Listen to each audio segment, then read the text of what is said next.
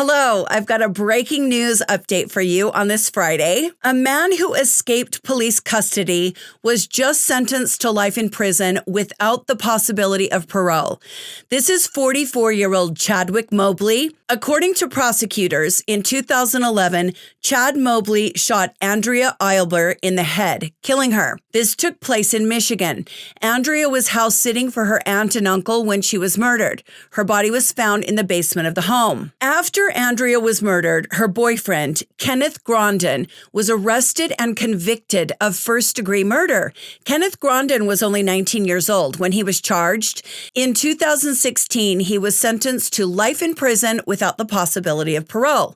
Kenneth Grondin appealed, asking the courts for a new trial, and that appeal was granted. So Kenneth has been released from prison and is currently on house arrest. There was apparently a clerical error, something to do with a jury form and instruction, and that led to Kenneth Grondin's release. The prosecutor is insistent that Kenneth will be retried, but there's a big problem. Years after the murder, new DNA testing on a cigarette butt found near Andrea's body led investigators to Chadwick Mobley. That cigarette was not tested for DNA until 2022. By that time, Jonathan Gronden had already been convicted, and Chadwick Mobley had moved here to Utah. He'd fled the state of Michigan after being questioned by the Michigan State Police. So after the DNA testing was done, the state obtained a warrant for Chadwick's arrest, and he was located. He was arrested by the Lincoln County Sheriff's Department in Libby, Montana. But while Chadwick Mobley was being transported from Montana to Michigan to stand trial, he escaped from the transport company that was supposed to deliver him to Michigan. Well, that's embarrassing. The private transport company was at a gas station when Chadwick removed his handcuffs and shackles and fled. How does that happen?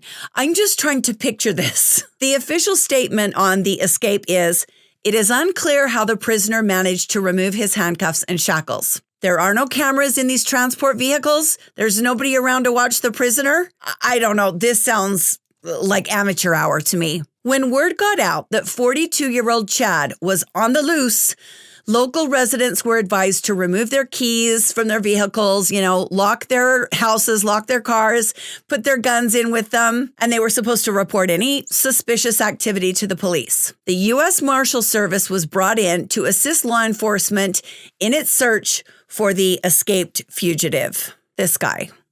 Developing right now, no word yet of recapturing an escapee considered dangerous. I'm clicking on the latest reports. Plains police warn everybody to be careful as a homicide suspect is still on the run. People are sending in tips and sightings. A post from about 1:40 this morning says a lot of outside agencies are helping to scour the Sanders County area. Police ask you to lock doors, take keys out of vehicles, and check on neighbors. Sanders County Sheriff says Chadwick Shane Mobley escaped from custody at a town pump in Plains yesterday.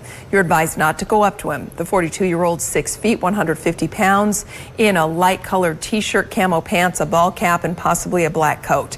Officials report Mobley took off his handcuffs and ankle shackles before running away from a third-party transport outfit hired by the U.S. Marshals. Now, if you have any information or have seen Mobley, you're urged to call 911. On June 11th, 2023, only a day after he escaped, authorities in western Montana recaptured Chadwick Mobley, the escape artist. On February 17th, just months ago, he pled no contest to Andrea Eilber's murder. Chadwick's attorneys told the court, "The evidence that you found at the murder scene is irrefutable." Not only did they find the cigarette butt with his DNA on it, police also found the gun used to kill Andrea Eilber in Chadwick's possession. So on April 18th, just a couple of weeks ago, Chadwick Mobley was sentenced to life in prison without the possibility of parole. So he is done. We don't have to worry about him anymore. But what about Kenneth Grondin?